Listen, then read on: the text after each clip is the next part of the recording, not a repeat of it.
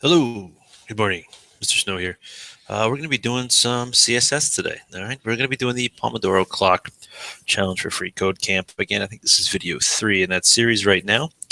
I'm going to be doing just some very, very basic CSS here. All right, the idea is that I give you just enough to show you how things work. It's very similar to what I've done before, just to make it look good, give you a baseline function.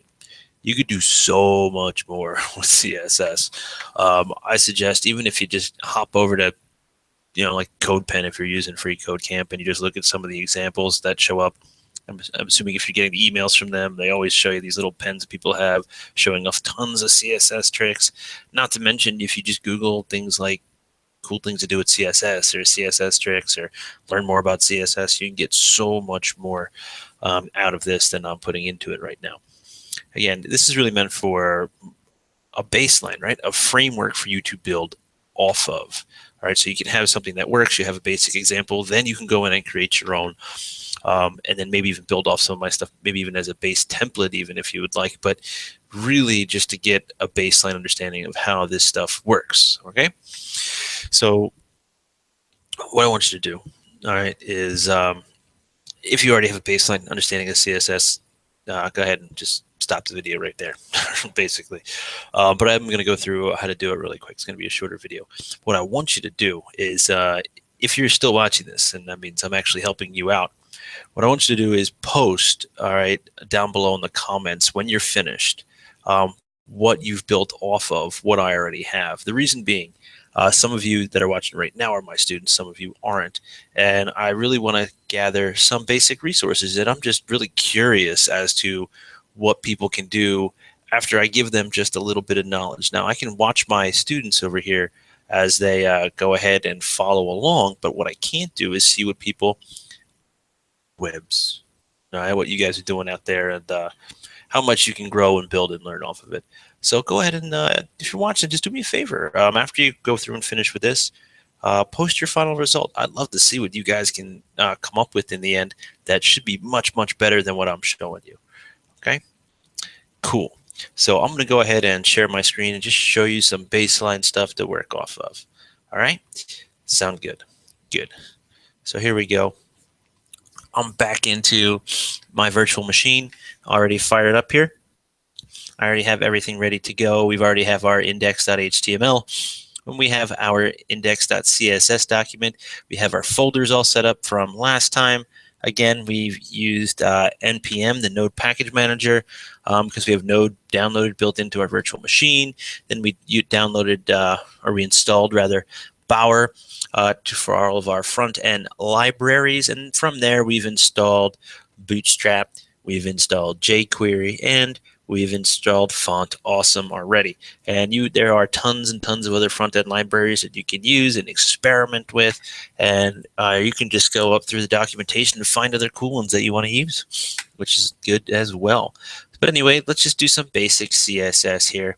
And the first thing I'm going to do is I need to do something to the body. I'm going to give myself a decent background. So I'm going to give myself a body. I'm going to call out the body. And what do I want to put in the body? Well, I'm going to start off with just this. And what I did was I Googled earlier a picture actually that I found from before.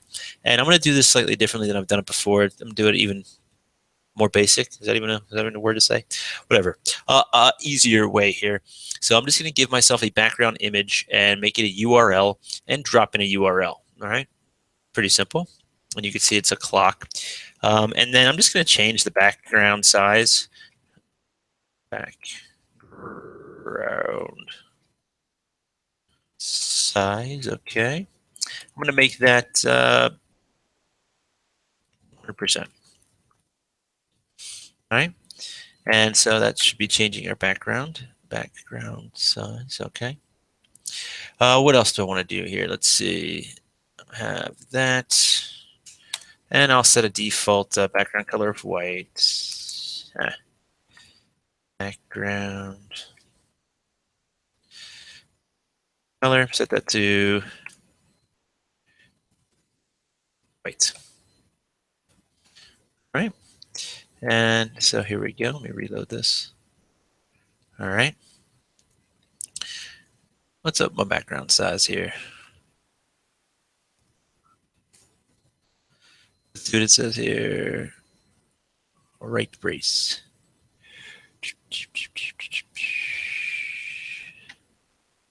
Aha, there we go. I forgot a little colon there. That's what a little X means. I was wondering what was going on.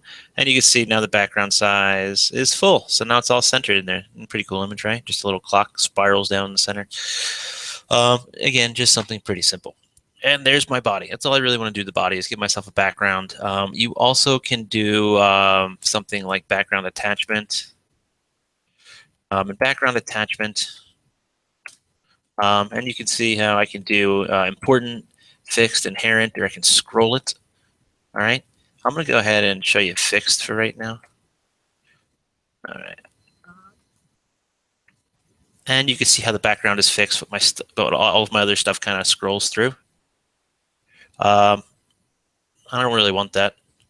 So what I'll go ahead and I will just Control Shift that out. And so that way you can see now the entire page scrolls together within that background so it doesn't scroll. It all stuck there because the middle of this picture is about the middle of where I want it anyway, which is what I think looks better. And again, we're doing just basic stuff. The next thing that I use, I just like to use blocks to block stuff out. And so since it's a custom class that I called block, right? So I have to use dot block because it's custom. And I'm going to use the background of this. And I'll set the background to an RGB. RGBA, okay, red, green, blue, alpha, all right. And again, you can look up your RGB values. You can do an RGB color picker and get yourself a little color wheel. It'll give you the RGB values, the hex values, so on and so forth. So red 0, green 0, blue 0, and the alpha 2.9. And you can see that since all of this is in that div, it basically is black with an alpha of 0.9. All right, and then if you do an alpha of, I don't know, 0.7, all right, you can see the difference. Click in there. You see it gets lighter. So as light or as dark as you want that. I'm doing 0.9 because that just happens to look good. Just kind of stick that with most of my projects to make it easier. Then the color. Remember that color is going to be the text itself. And I just want a simple white color. So everything kind of pops on that background. I'm going to add a padding. All right. Oops. And that padding should be something like just 20 pixels. Okay. I get my padding in, do a width. And the width I'm going to make percentage, so just half the page. Again, you can see now I'm starting to define that little blocked out area, right? And again, I just kind of like the way this works. And you're going to see padding, and using pixels for padding can make things. And they give you these little things in here, and you should have a default background color as well for the RGB just in case. But for our purposes right now, we're just making a little simple app. The next I'm going to do is I'm going to do a margin right. In the margin right, I'm going to set that to auto.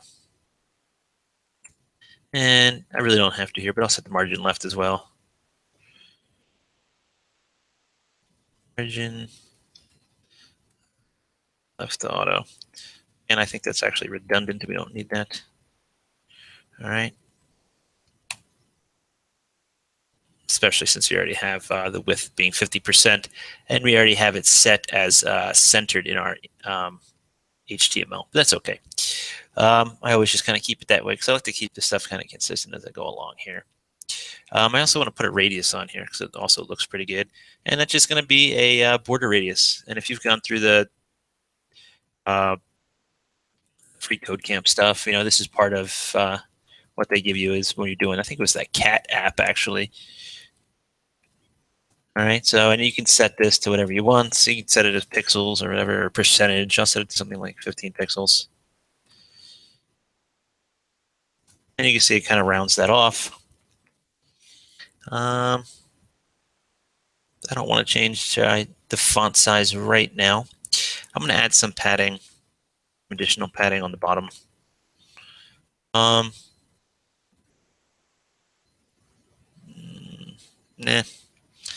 no, I'll leave that like it is actually right there. Let's see. That'll be good. That'll be good for now. We'll stay pretty basic here.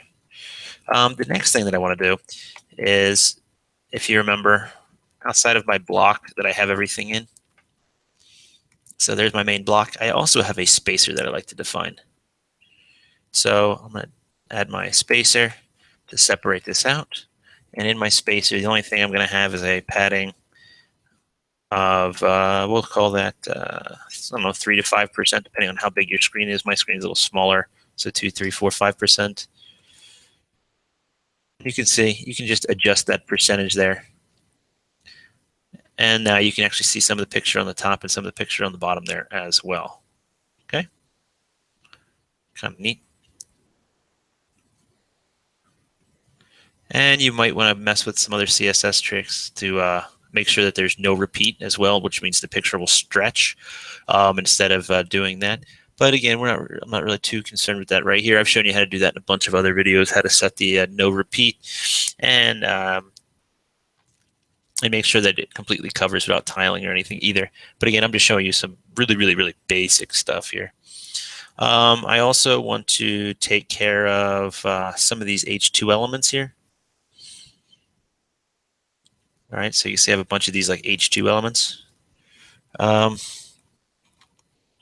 want to make sure that the H2 elements are actually in line with everything else because right now they're stepping down so underneath of each other. So I'm just going to give myself some H2 elements.